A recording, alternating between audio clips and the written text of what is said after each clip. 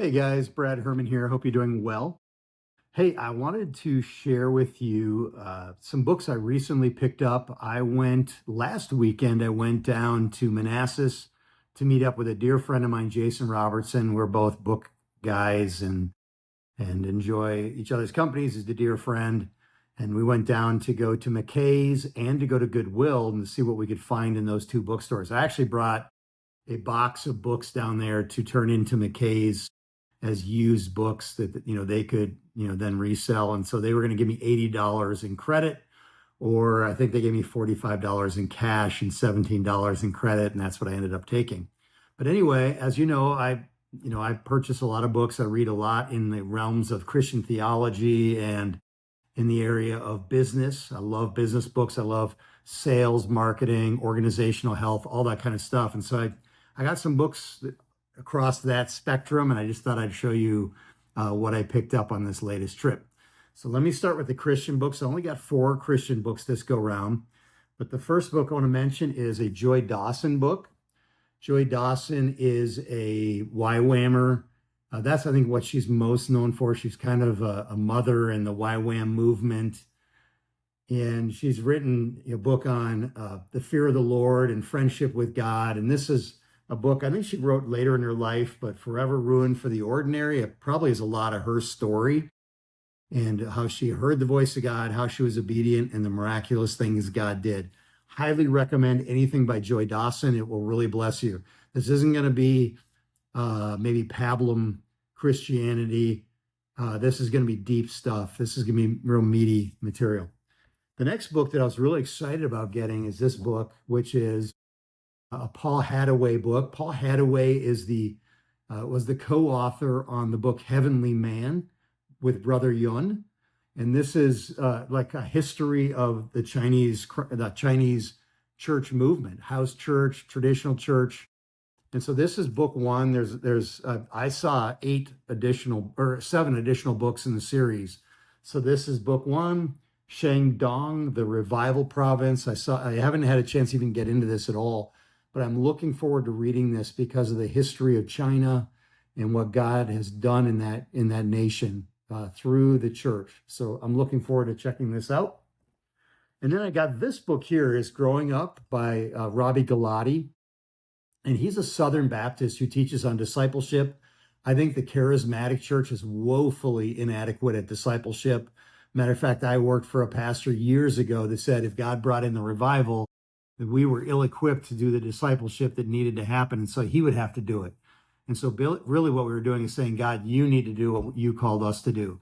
But this is Robbie Galati, Southern Baptist. Fascinating thing about Robbie Galati is that he actually believes in speaking in tongues. So he's an odd guy when it comes to being a Southern Baptist. But this book is published by Brodman Holman, which is the Lifeway Brodman Holman, the Baptist publishing arm of the Southern Baptists. So anyway, looking forward to checking that out. I got that one for free, believe it or not. It was in the free bin. Next up is Take Back Your Life by Levi Lusko. This book just jumped out at me a while ago. I think I paid $1.99 for this version. But this book jumped out at me a while ago on the shelf at a Barnes & Noble. And I think it's because it's more of an interactive journal. And I don't always buy books because I want to necessarily read them or learn from them. But sometimes I buy them because they look awesome when it comes to their pagination, the way that they're laid out. I mean, this book, I can't say this book's overly paginated. It does have 2-color interior ink, and it's got some neat things in it. But I'm just intrigued by how books are created and the way that they're created so that people engage with them. I've seen some beautiful books over the years, and I'll show some of those as I go along. But anyway, this was an interesting one as a journal to walk you through having a more prosperous, not money, but a prosperous life in the things of God. So now I'm going to get to the business books. The first 3 I'm going to mention one is just this classic, The Millionaire Next Door. You probably already read it. Hopefully you have. Great book. I read it years ago. I want to say, if I remember right, it covers like 7 key traits that people who are wealthy have. One of them is living below your means. That's a key trait of the wealthy, the millionaire next door. And the reason it's next door is because your next door neighbor is going to make $1 million or more in his lifetime in his salary, most likely. And if they handle it correctly, they're going to pass that on. So this is a book that I would recommend, for like a graduate, a high school or a college graduate should read this book, because this is something that if you're going to live it out, you can live it out at any point in your life, but living it out early on is going to be the key. It's going to be a cumulative thing that adds to your life over time. But this is a fantastic book. Highly recommend it. And then I found this one that I've had some friends recommend this book to me. It's The Happiness Advantage.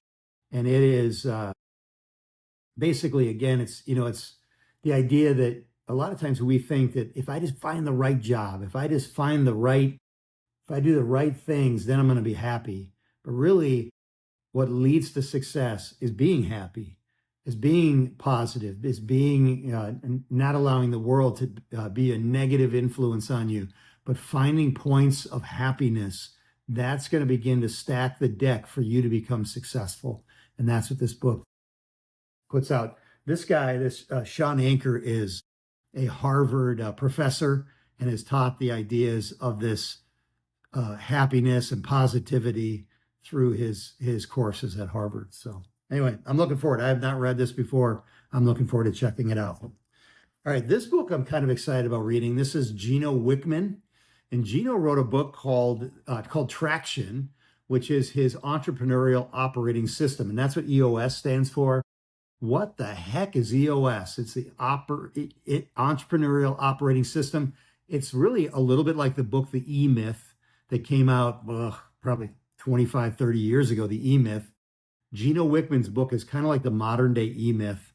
And it's a system for businesses to be successful. And this is the book that you would give an employee so that they understand why you built your business on this system. And so he's spun out a bunch of books. I own quite a few of Gino Wickman's other books that break out the whole operating system, but this is the book for your employees. So anyway, I can't recommend it. I love Gino Wickman's other books, but I haven't read this one yet. So I can't tell you I'm sure it's awesome because I've liked all of his other books. All right. This is a book I have wanted to buy and never bought before, but this is High Output Management by Andrew Grove, who used to be the CEO of Intel. And so this is his management system that he used at Intel. And I love management books. I could read management books all the time. And I think that we're going to, as we move through here, I'm going to speak on some other books that I picked up that are about organizational health. Man, I can't tell you how important that is. If you work in an organization and it's unhealthy, you are not going to want to work there for long.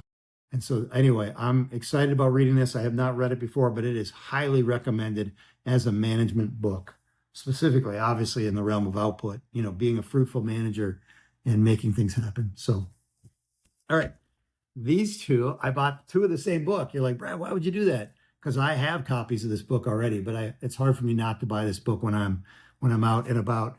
This book I read back in the early 90s. My brother used to do all of Ken Blanchard's packaging. And I saw these are brand new copies I bought for $2 a piece. This is a fantastic book about customer service and about creating raving fans for your business. Let me tell you, word of mouth is so important for a business. And this book is the phenomenal book for helping people understand how do you create customer service and employees that will go above and beyond. And so I actually bought these two to give away.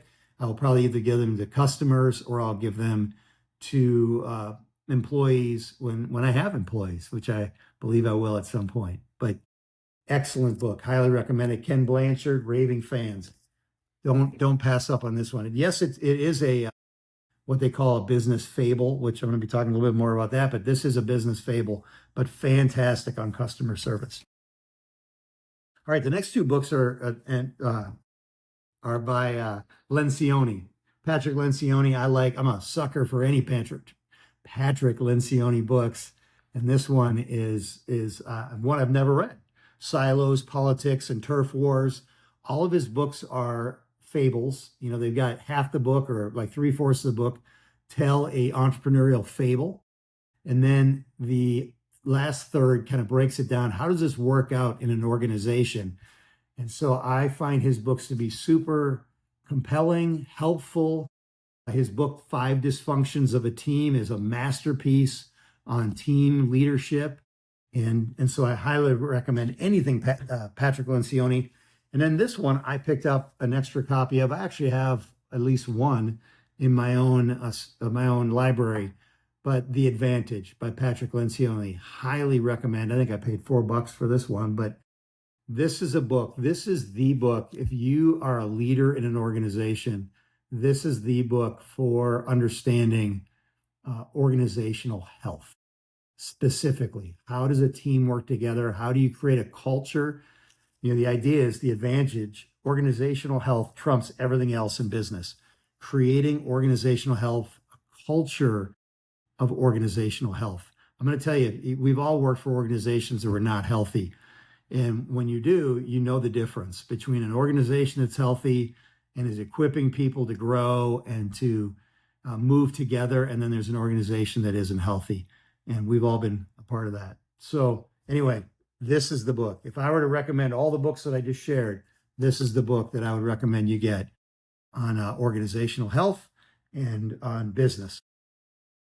All right, the last book that I'm going to mention that I picked up is Cows and Posner's Leadership Challenge. And this is the 6th edition. I think there may be 10 or 11 editions, but maybe it's just 7.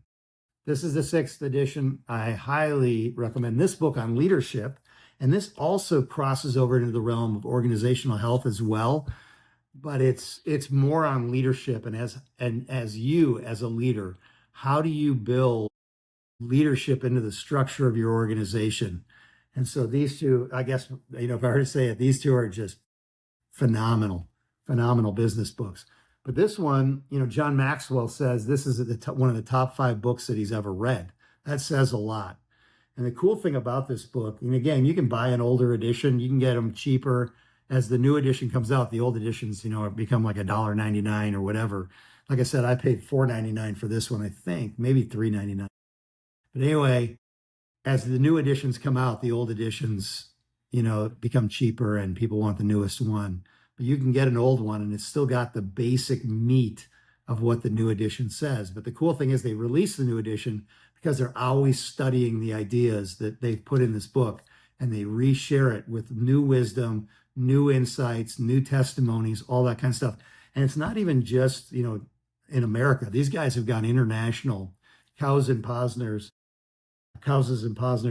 have gone internationally and found how this has worked in every country, in every market. So anyway, that's it. Leadership Challenge. Check it out. I would tell you, these are some great books. All the books I shared tonight, this afternoon in this video are great books, and I would really recommend you check them out. I think they would help you if you're in business, and if you're a believer looking for something deeper, check out Robbie Galati, check out Joy Dawson.